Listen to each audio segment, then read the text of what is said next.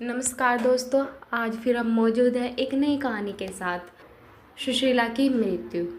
3 दिन और बीते। सुशीला के जीने की अब कोई संभावना न रही।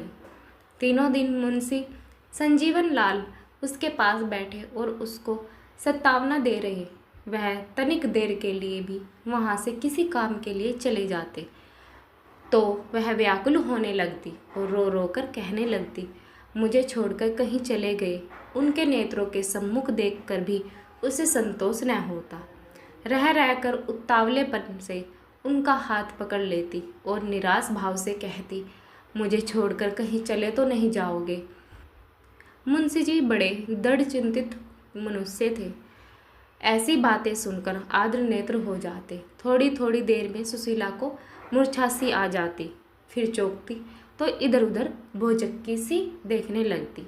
मैं कहाँ गई, क्या छोड़कर चले गए। किसी किसी बार मूर्छा का इतना प्रकोप आता कि मुंशी जी बार बार कहते, मैं यहीं हूँ, घबराओ नहीं, पर उसे विश्वास न होता। उन्हीं की ओर ताकती और पूछती कि कहाँ हूँ। यहाँ तो नहीं, कहाँ चले गए। थोड़ी देर जब देर हो जाता तो चुप रह जाती और रोने लगती। तीनों दिन उसने वीरजन सुआमा प्रताप एक की भी सुधि न की। वे सब के सब हर घड़ी उसी के पास खड़े रहते, पर ऐसा जाना पड़ता मानो वह मुंशी जी के अतिरिक्त और किसी को पहचानते ही नहीं है। जब विरंजन बेचैन हो जाती और गले में हाथ डालकर रोने लगती तो वह तनिक आंख खोल देती और पूछती, कौन है विरजन। बस और कुछ न पूछती, जैसे सूम के हृदय में मरते समय अपने गड़े हुए धन के सिवाय और किसी की बात का ध्यान नहीं रहता। उसी प्रकार हिंदू स्त्री अंत समय में अपने पति के अतिरिक्त और किसी का ध्यान नहीं कर सकती। कभी कभी सुशीला चौंक पड़ती और विस्मित होकर पूछती, अरे यह कौन खड़ा है, यह कौन भागा जा रहा, उन्हें क्यों ले जाते, ना मैं ना जाने दूंगी। यह कहकर मुंशी जी के दोनों हाथ पकड़ लेती। एक पल में जब होश आ जाता तो लज्जित होकर कहती, मैं सपना देख रही थी, जैसे कोई तुम्हें लिए जा रहा है।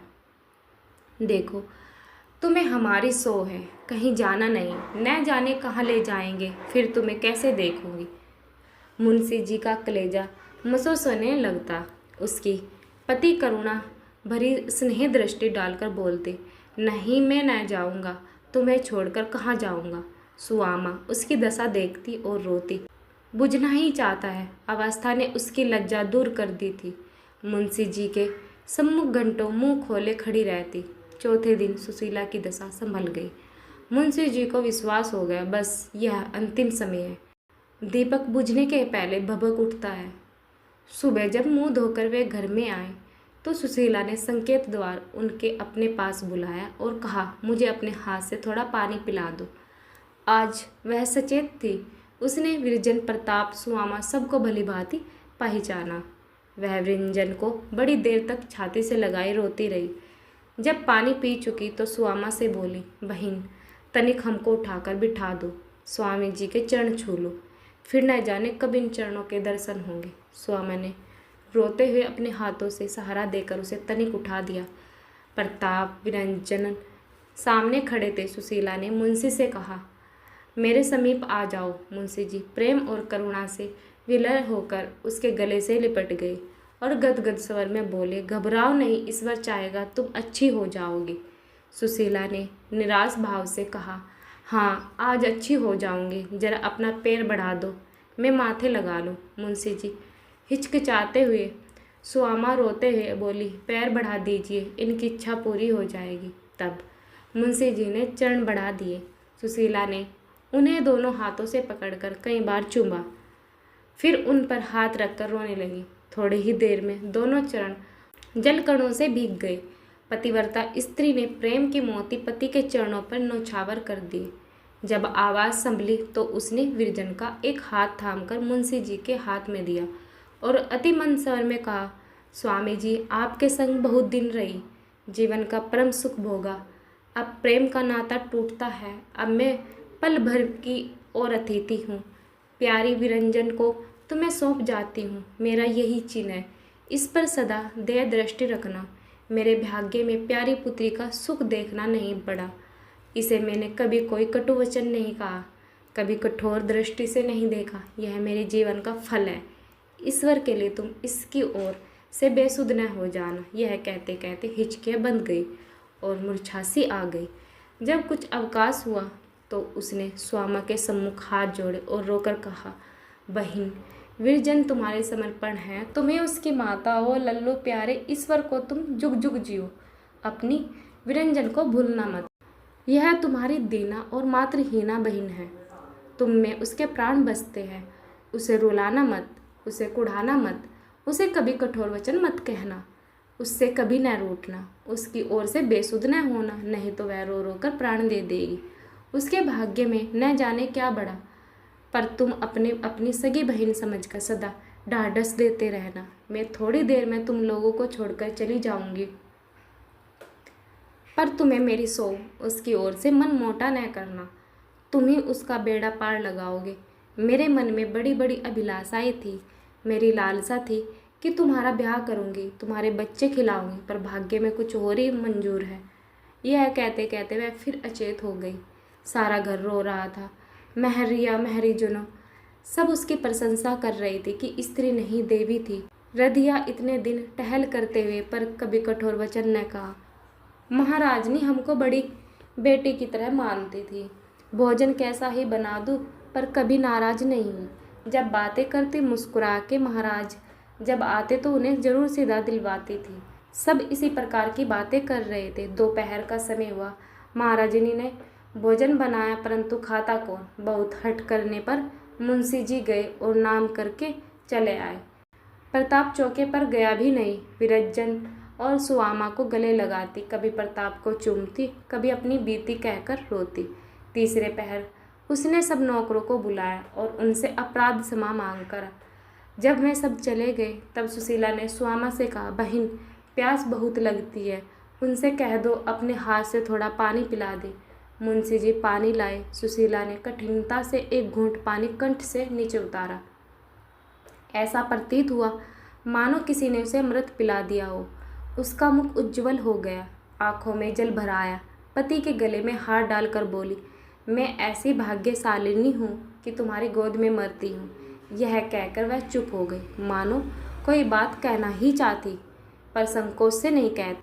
थोड़ी देर बाद उसने फिर मुंशी जी का हाथ पकड़ लिया और कहा, यदि तुमसे कुछ मांगू तो दोगे। मुंशी जी ने विस्मस्त होकर कहा, तुम्हारे लिए मांगने की आवश्यकता नहीं।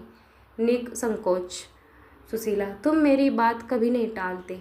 मुंशी जी, मरते दम तक कभी ना टालूंगा। सुशीला, डर लगता है कहीं ना मानो तो।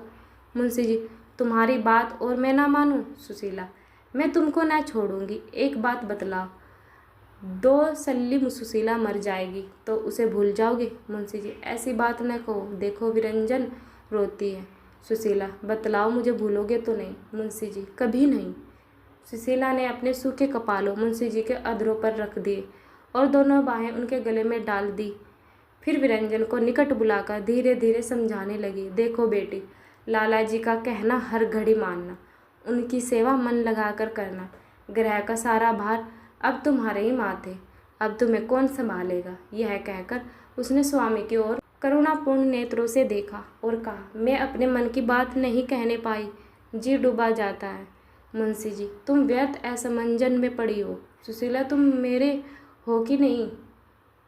मुंशी जी, तुम्हारा और आमरण तुम्हारा। सुशीला, ऐसा ना हो कि तुम मुझे भूल जाओ और जो वस्तु मेरी थी वह अन्य के हाथ में चली जाए।